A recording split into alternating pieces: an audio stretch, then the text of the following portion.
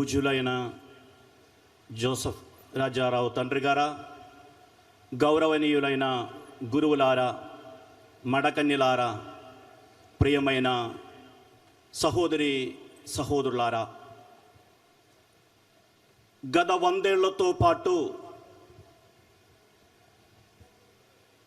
లక్షలాది మంది మరియ భక్తులు దేవుని ఆశీర్వాదాన్ని పొంది తరించిపోయిన ఈ పుణ్యస్థలంలో మనమందరం యేసు ప్రభు పవిత్ర నామములో సమావేశమై ఉన్నాం. దక్షిణ భారతంలో ముఖ్యంగా ఉభయ తెలుగు రాష్ట్రాల్లో మరియ భక్తిని పెంపొందించడంలో చాలా కీలకమైన పాత్ర పోషించిన ఈ గుణదల పుణ్యక్షేత్రానికి ఇది చారిత్రక ఘట్టము. ఈ పుణ్యక్షేత్రం ఉనికిలోకి వచ్చి 100 వసంతాలు పూర్తిగా వస్తున్న చాలా ముఖ్యమైన తరుణం ఇది. ఇది అరుదైన ఆశీర్వాదకరమైన ఒక సందర్భం. ప్రియ సహోదరి సహోదరులారా, మనందరి జీవితంలో తల్లి చాలా గొప్ప పాత్ర పోషిస్తూ ఉంటుంది. మన సాధారణ జీవితంలో మన తల్లులు ఏ విధముగా మనల్ని పెంచి పోషించారో అదే విధముగా తల్లి మరియమ్మ ఆధ్యాత్మిక జీవితంలో మనకు తోడ్పడుతూ ఉంటుంది, మనలను పెంచి పోషిస్తూ ఉంటుంది. తల్లి ప్రేమ గొప్పది, తల్లి ప్రేమ సాటి లేనిది. తల్లి ప్రేమాప్యాయతలకు మారుపేరు. కావున తల్లి మీద చాలా గొప్ప ప్రేమను, అభిమానాన్ని మనమందరం పెంచుకుంటాం. మన ఆధ్యాత్మిక జీవితంలో కూడా తల్లి మరియమ్మ ఇటువంటి ముఖ్యమైన పాత్ర పోషిస్తూ ఉంటుంది. ఈ పండుగ సందర్భంగా మనం ప్రత్యేకంగా ఈరోజు పరిశుద్ధ కన్య మరియమ్మ సకల సృష్టికి రాణి అనే అంశం మీద దృష్టి సారించబోతున్నాము. మనకందరికీ తెలిసినట్లు యేసు ప్రభువు ఈ లోకానికి, సకల సృష్టికి రాజు. యేసు ప్రభు జన్మించినప్పుడు యేసు ప్రభువును దర్శించడానికి వచ్చిన జ్ఞానులు హేరోదు రాజు దగ్గరికి వెళ్ళి అడిగారు. మత్తయి సువార్త 2వ అధ్యాయం 2వ వాక్యములో యూదుల రాజుగా జన్మించిన శిశువు ఎక్కడా? యేసు ప్రభువు రాజు అని నిరూపించే ఒక వాక్యం ఇది. చిట్ట చివరికి యేసు ప్రభు మరణించినప్పుడు ఆయన శిలువ మీద యూదుల రాజు అయిన నజరేయుడైన యేసు అని రాసి పెట్టడం జరిగింది. యేసు ప్రభు మరణించిన తరువాత 3వ రోజు తండ్రి అయిన దేవుడు ఆయనను చనిపోయిన వారిలో నుండి లేపి సకల మానవులకు, సకల జాతి జనులకు, భూమి ఆకాశములకు రాజుగా నియమించారు. ఈ విధముగా యేసు ప్రభువు అందరికీ రాజు, ఈ ప్రపంచానికి నిజమైన రాజు. ఆ యేసు ప్రభువునకు జన్మనిచ్చినందుకు తల్లి మరియమ్మ కూడా సకల సృష్టికి రాణి అని మనం చెప్పవచ్చు. ఈరోజు మనం చదివిన మొదటి పఠనములో యెషయా గ్రంథము 9వ అధ్యాయం వచనములు 1 నుంచి 6 వరకు పుట్టబోయే రక్షకుని గురించి యెషయా ప్రవక్త చెప్పిన ప్రవచనము మనం విన్నాము. యెషయా ప్రవక్త అంటున్నారు, చీకటిలో జీవించిన ప్రజలు గొప్ప వెలుగును చూశారు. అంధకారములో జీవించిన ప్రజల మీద ఒక గొప్ప వెలుగు ప్రకాశించింది. యేసు ప్రభు జననమును గురించి చెప్పబడినటువంటి ఒక వాక్యం, సకల జాతి జనులకు రాజుగా పుట్టబోయే యేసు ప్రభు గురించి యెషయా ప్రవక్త మాట్లాడారు. ఆ రాబోయే రక్షకునికి తల్లిగా ఎన్నుకోబడిన తల్లి మరియమ్మ యేసు ప్రభు రక్షకుడైతే ఆమె రాణి కూడా. అందుకు యేసు ప్రభువును సకల సృష్టికి రాజుగా భావించే మనము తల్లి మరియమ్మను సకల సృష్టికి రాణిగా భావించడం సమంజసమే. లూకాసు వార్త 1వ అధ్యాయం 48వ వాక్యములో మరియమ్మ గారు దేవుని స్తుతిస్తూ చెప్పినటువంటి స్తోత్ర గీతములో ఈ విధముగా చెప్పింది, ఏలైనా ఇక నుండి సకల జాతి జనులు నన్ను ధన్యురాలు అని పిలుస్తారు. సకల జాతి జనులకు ఆమె రాణి, సకల జాతి జనులు కూడా ఆమెను ధన్యురాలు అని పొగడుతూ ఉన్నారు. ప్రియమైన సహోదరి సహోదరులారా, ఈ తల్లి మరియమ్మ జీవితం నుంచి మనం తెలుసుకోవలసిన కొన్ని ముఖ్యమైన అంశాలు ఉన్నాయి. ఈరోజు మనం చదివిన సువార్త భాగాన్ని మనం పరిశీలించుకుందాం. లూకా సువార్త 1వ అధ్యాయం వచనములు 26 నుండి 38 వరకు మనం విన్నాము. ఈ సువార్త భాగము నుండి తల్లి మరియమ్మ గారి జీవితానికి సంబంధించిన ముఖ్యమైన 3 అంశాలను మీకు వివరంగా నేను చెప్పాలనుకుంటున్నాను. మొట్టమొదటిగా తల్లి మరియమ్మ దేవుని చిత్తాన్ని నెరవేర్చడం కోసం సొంత ప్రణాళికను పక్కన పెట్టింది. రెండవదిగా తల్లి మరియమ్మ బుద్ధితో కాకుండా హృదయముతో విశ్వసించింది. మూడవదిగా తల్లి మరియమ్మ అంత గొప్ప స్థాయికి లేవనెత్తబడిన చాలా వినయముతో జీవించింది. ఈ 3 అంశాల మీద మనం దృష్టి సారిద్దాం.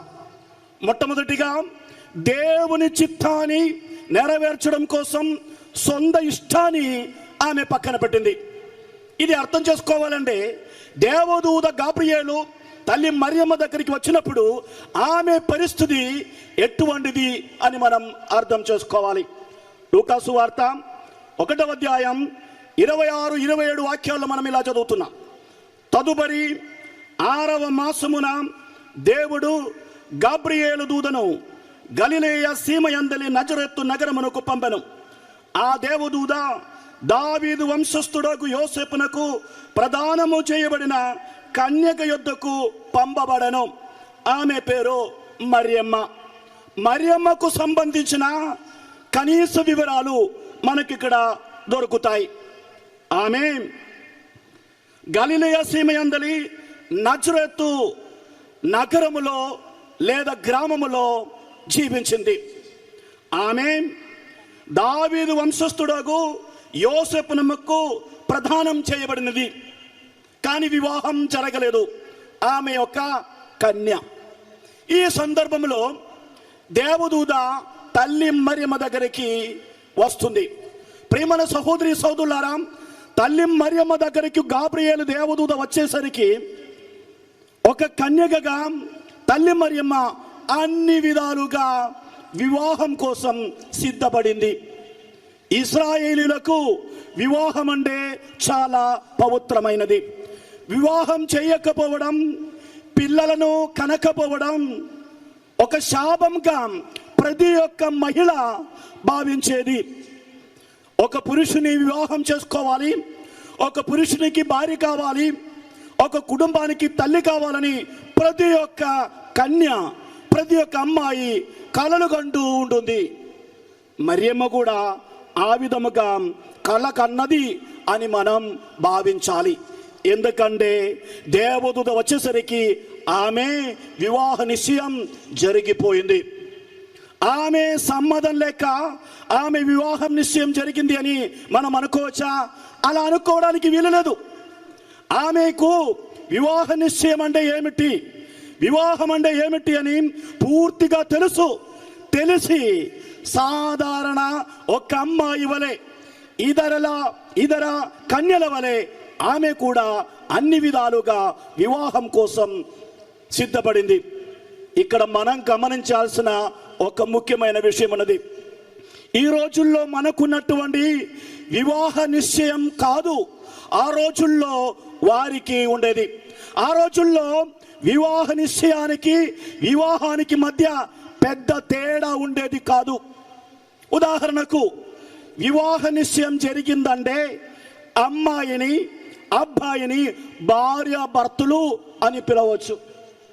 వివాహ నిశ్చయం జరిగిన అమ్మాయిని కాదు, వివాహ నిశ్చయం జరిగిన అబ్బాయి అని కాదు సమాజం వారిని పిలిచేది.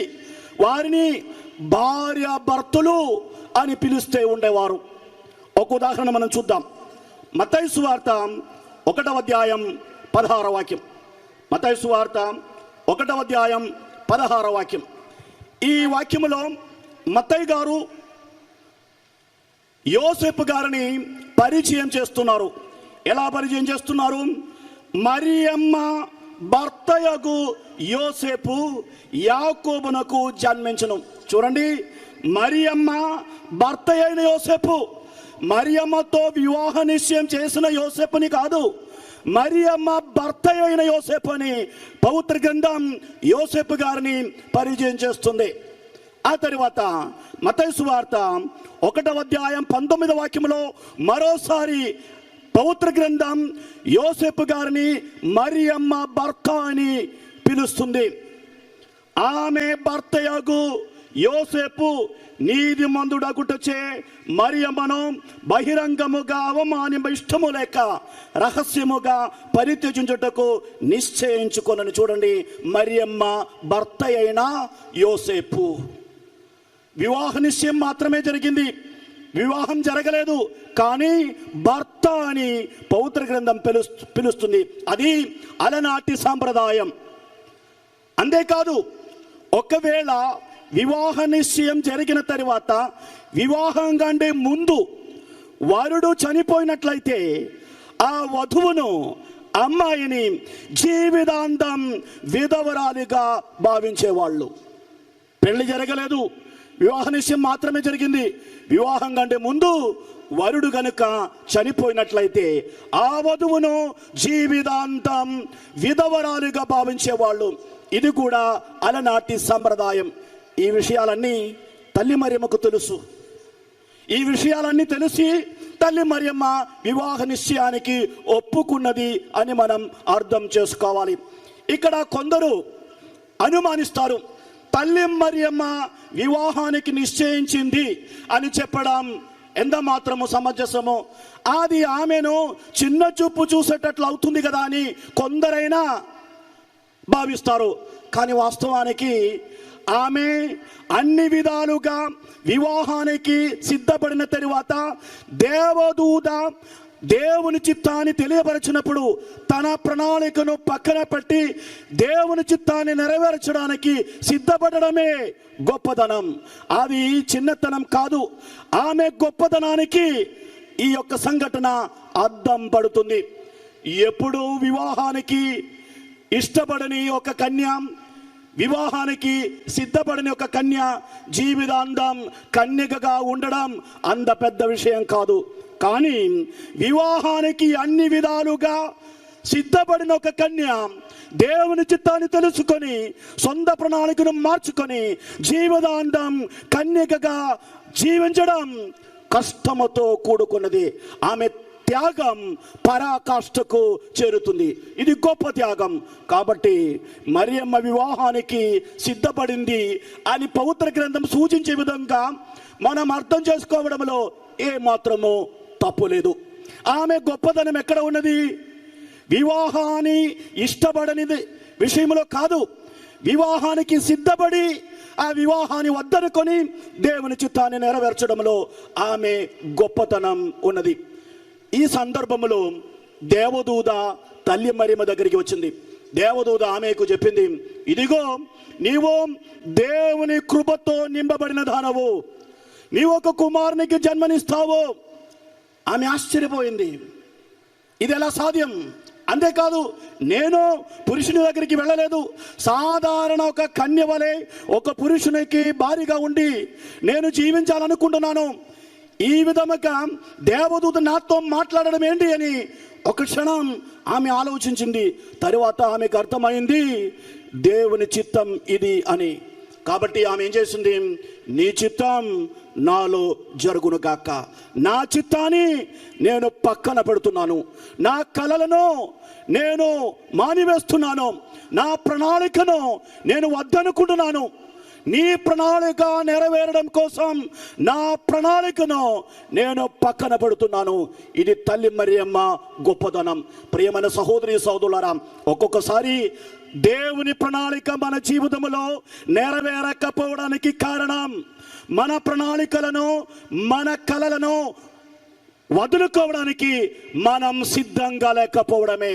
మన కళ సాకారం కావాలని, మన ప్రణాళిక నెరవేరాలని మనము మొండి పట్టుతో ముందుకు వెళ్తున్నాం. కాబట్టి ఒక్కొక్కసారి దేవుని చిత్తం నెరవేరడలేదు. ప్రియమైన సహోదరి సహోదరులారా, ఒక్కొక్కసారి మన కలలు ఆవిరైపోతాయి, మన ఆశలు అడుగండిపోతాయి, మన ప్రణాళికలు నెరవేరవు, మన కోరికలు నెరవేరవు. అటువంటి సందర్భాల్లో దేవుని చిత్తానికి లొంగిపోవడానికి మనం సిద్ధంగా ఉన్నామా? తల్లి మరియమ్మ మనకు నేర్పించే అతి ముఖ్యమైన ఒక గుణం ఇది. దేవుని ప్రణాళికను నెరవేర్చడం కోసం సొంత ప్రణాళికలను పక్కన పెట్టిన తల్లి మరియమ్మ ఇదే విధముగా మన ఇష్టాలను త్యాగం చేసుకోవడానికి, మన ఇష్టాలను వదులుకోవడానికి మనకు స్ఫూర్తినిస్తుంది.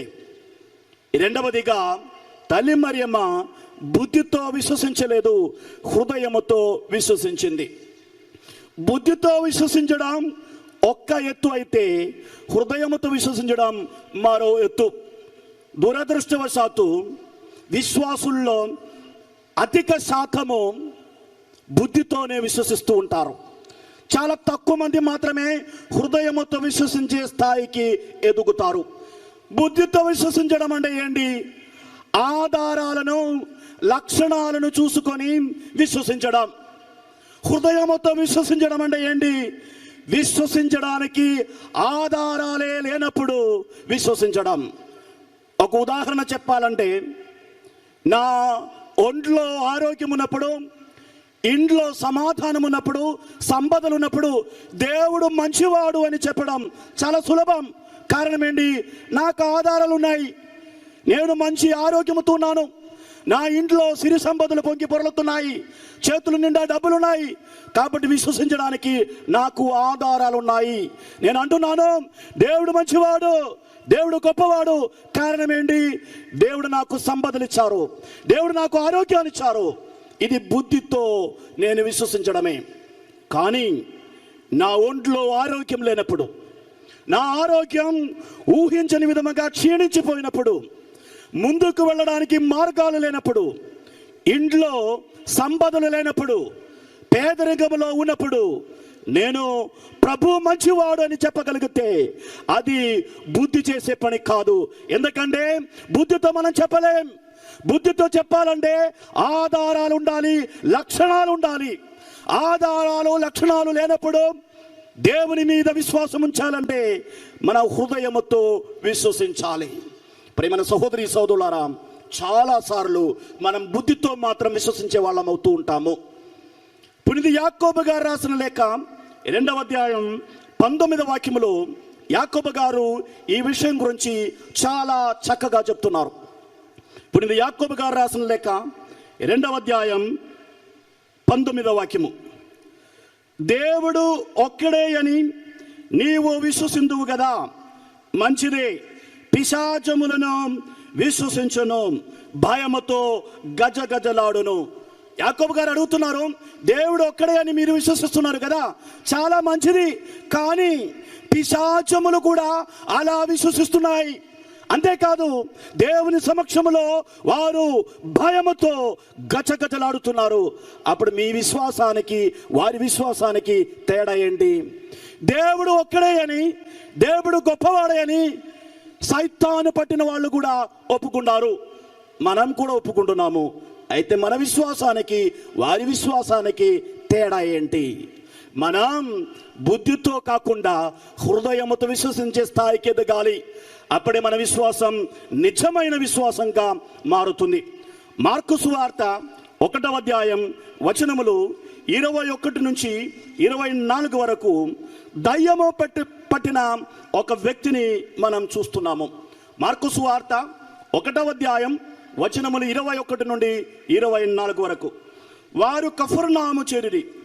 వెంటనే యేసు విశ్రాంతి దినమున ప్రార్థనా మందిరమున ప్రవేశించి బోధింపసాగెను. ఆయన బోధకు అచ్చటనున్న వారు ఆశ్చర్యపడిరి. ఏలైనా ధర్మశాస్త్ర బోధకుల వలె కాక అధికార పూర్వకముగా ఆయన బోధించెను. అప్పుడు అపవిత్రాత్మ ఆవేశించిన వాడొక్కడు కేకలు వేయుచు, నజరేతు నివాసియగు యేసు, మాతో నీకేమి పని? మమ్ము నాశనము చేయవచ్చిదివా? నీవు ఎవరివో నేను ఎరుగుదును, నీవు దేవుని పవిత్ర మూర్తివి అని అరిచెను. చూడండి, దయ్యం పట్టిన వాడు అంటున్నాడు, నీవు ఎవరివో నాకు తెలుసు, నీవు దేవుని పవిత్ర మూర్తివి. యేసు ప్రభు ప్రత్యేకంగా ఎన్నుకున్న శిష్యులు కూడా ఆ సమయానికి ఈ సత్యాన్ని తెలుసుకోలేదు. కానీ దయ్యం పట్టిన వాడు అంటున్నాడు, నీవెవరివో నాకు తెలుసు, నీవు దేవుని పవిత్ర మూర్తివి. ఆయన ఏం చేస్తున్నాడు? బుద్ధితో ఒప్పుకుంటున్నాడు. యేసు ప్రభు దేవుడని ఒప్పుకుంటున్నాడు, సర్వశక్తి మంతుడని ఒప్పుకుంటున్నాడు. అయితే ఆయనకు విశ్వాసం ఉంది అని మనం చెప్పవచ్చా? ఆయన విశ్వాసం ఎటువంటి విశ్వాసం? కేవలం నోటితో చెప్పుకోవడం, బుద్ధితో ఒప్పుకోవడం, హృదయాన్ని అప్పగించడం లేదు, హృదయాన్ని సమర్పించడం లేదు. అందుకే అంటున్నాడు, నా జోలి నీకెందుకు? నువ్వు ఎందుకు నా దగ్గరికి వస్తున్నావు? నీవు పవిత్రమూర్తివి, నీవు గొప్పవాడివి, కానీ నా దగ్గరికి రావద్దు. నా జోలి నీకు ఎందుకు? నాకు నీకు ఎటువంటి అనుబంధం లేదు. అంటే నా హృదయాన్ని సమర్పించడానికి నేను సిద్ధంగా లేను. అది విశ్వాసం కాదు. హృదయాన్ని సమర్పించినప్పుడు, హృదయంతో విశ్వసించేటప్పుడే విశ్వాసం నిజమైన విశ్వాసంగా మారుతుంది. లేకపోతే కేవలం బుద్ధితో మనం ఒప్పుకుంటాము, నోటితో చెప్పుకుంటాము. దయ్యాలు, పిశాచములు పట్టిన వాళ్ళు అందరూ అలాగే చెప్తారు. మార్కు సువార్త 3వ అధ్యాయం 11వ వాక్యము. మార్కు సువార్త 3వ అధ్యాయం 11వ వాక్యం. దయ్యములు పట్టిన వారు ఆయనను చూడగానే ఆయన ముందు సాగిలబడి, నీవు దేవుని కుమారుడవు అని కేకలు వేసిరి. నీవు దేవుని కుమారుడు అని దయ్యములు పట్టిన వాళ్ళు ఒప్పుకుంటున్నారు. మార్కు సువార్త 5వ అధ్యాయం 6, 7 వచనాలు. మార్కు సువార్త 5వ అధ్యాయం 6, 7 వచనాలు. వాడు దూరము నుండి యేసును చూచి పరిగెత్తుకొని వచ్చి పాదములపై పడి ఎలుగెత్తి, సర్వోన్నతుడవగు దేవుని కుమారా, యేసు, నా జోలి నీకు ఎందుకు? నన్ను హింసింపవలదు, దేవుని సాక్షిగా ప్రాధేయపడుచున్నాను అని మూరపెట్టను. యేసు ప్రభును ఎలా సంబోధిస్తున్నాడు? సర్వోన్నతుడవగు దేవుని కుమారా. యేసు ప్రభు శిష్యులు కూడా అంత వరకు ఆ సత్యాన్ని తెలుసుకోలేదు. కానీ దయ్యం పట్టిన వాడు అంటున్నాడు, నీవు సర్వోన్నతుని దేవుని కుమారునివి. ఇలా చెప్పినంత మాత్రాన ఆయనకు విశ్వాసం ఉందని మనం చెప్పవచ్చా? లేదు ప్రియులారా. ఇది బుద్ధితో ఒప్పుకోవడమే, నోటితో చెప్పుకోవడమే. తల్లి మరియమ్మ విశ్వాసం ఇటువంటిది కాదు. తల్లి మరియమ్మ విశ్వాసం అటువంటిది.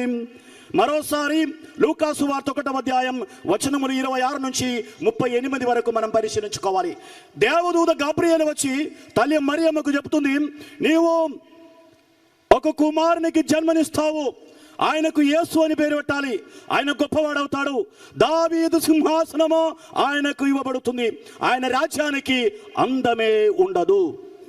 ఒక క్షణం తల్లి మరియమ్మ చలించిపోయింది. ఆమె ఏ మాటలు విన్నది? ప్రపంచములో ఎప్పుడు జరగనటువంటి కార్యం, ఈ ప్రపంచంలో కని విని ఎరగనటువంటి విషయం. పురుషుని సహకారం లేకుండా ఒక స్త్రీ ఒక బిడ్డకు జన్మనివ్వడం, ఒక కన్య జీవితాంతం కన్యగా ఉండి ఒక కుమారునికి జన్మనివ్వడం ఎప్పుడూ జరగలేదు. ప్రకృతి నియమానికి విరుద్ధం, మానవుల బుద్ధితో అర్థం చేసుకోలేనటువంటి విషయం. ఏ ఆధారం ఉన్నది? ఏ ఆధారం లేదు. అందుకు ముందు ఎప్పుడూ జరగలేదు. ఏ స్త్రీ మానవ చరిత్రలో పురుషుని సహకారం లేకుండా బిడ్డకు జన్మనివ్వలేదు. ఇది ప్రకృతి నియమానికి విరుద్ధము. ఏం ఆధారాలు లేవు, ఏ లక్షణాలు లేవు. అప్పుడు తల్లి మరియమ్మ ఏం చెప్పింది? ఇదిగో నేను ప్రభు దాసురాలను, నీ మాట చొప్పున నాకు జరుగునగాక. విశ్వసించడానికి కారణాలు లేనప్పుడు, అర్థం కానప్పుడు, విశ్వసించడానికి ఆధారాలు లేనప్పుడు బుద్ధిని అప్పగించి హృదయముతో విశ్వసించడం, హృదయాన్ని దేవునికి సమర్పించి విశ్వసించడం, అది నిజమైన విశ్వాసము. ఇటువంటి మరో వ్యక్తిని యోబు గ్రంథములో మనం చూడగలుగుతాము. యోబు గ్రంథం మొదటి 2 అధ్యాయాలు మనం చదివితే ఇద్దరు ముఖ్యమైన వ్యక్తులు మనకు కనిపిస్తారు. యోబు, అతని భార్య. యోబు హృదయముతో విశ్వసించారు, యోబు భార్య బుద్ధితో విశ్వసించింది. వారికి సిరి సంపదలు నిండుగా మెండుగా ఉన్నప్పుడు ఆ కుటుంబం దేవుని పట్ల గొప్ప భయభక్తులు కలిగి జీవించింది. యోబు దేవుని స్తుతించాడు, ఆయన భార్య కూడా స్తుతించింది. దేవుని మీద ఆమె నమ్మకమును ప్రదర్శించింది.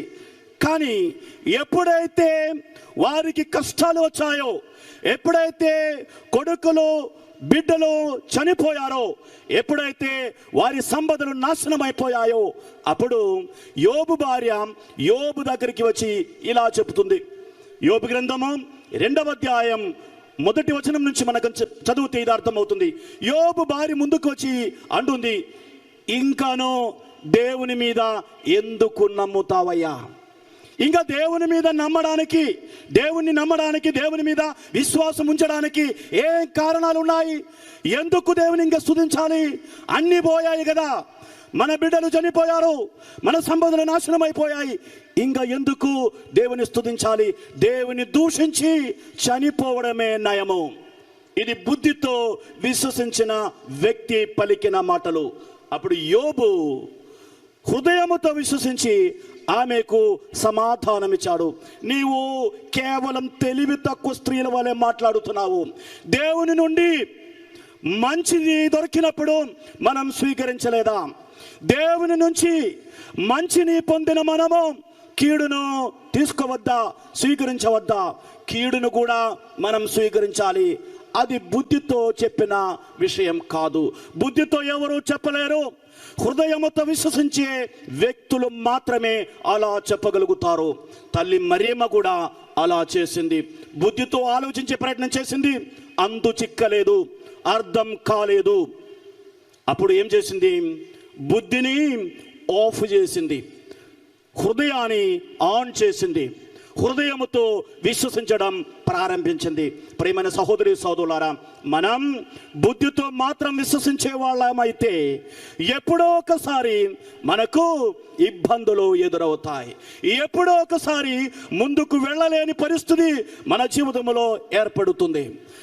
అందుచిక్కని సమస్యలు, అర్థం కాని ఇబ్బందులు మన జీవితంలో వచ్చినప్పుడు బుద్ధితో మాత్రం విశ్వసిస్తే మనం ముందుకు వెళ్ళలేం. బుద్ధిని ఆఫ్ చేసి హృదయాన్ని ఆన్ చేసి విశ్వసించడం మనం నేర్చుకోవాలి. ఇలా హృదయముతో విశ్వసించే స్థాయికి ఎదిగినప్పుడే మనం నిజంగా దేవుని బిడ్డలమవుతాం. మన విశ్వాసం దృఢతరం అవుతుంది.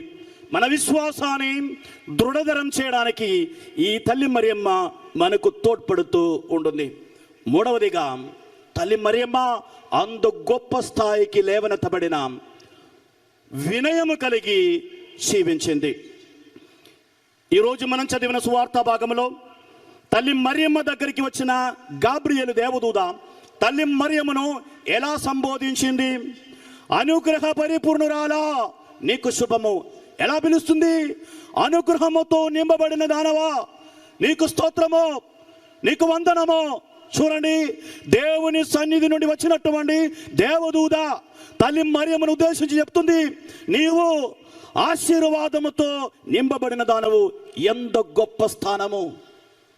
ఆ తర్వాత తల్లి మరియమ్మ ఎలిజబెత్తమ్మ దగ్గరికి వెళ్ళినప్పుడు లూకాసు వార్త 1వ అధ్యాయం 42వ వాక్యములో తల్లి మరియమ్మను ఉద్దేశించి ఎలిజబెత్తమ్మ చెప్పింది, నీవు స్త్రీలందరిలో ఆశీర్వదింపబడిన దానవు.